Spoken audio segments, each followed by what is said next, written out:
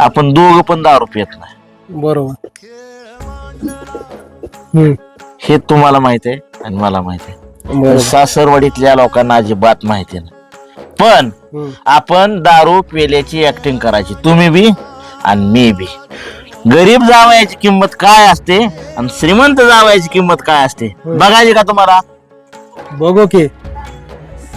चला तुम्ही लगेच दूध कलजून पाणी का पाणी होतंय.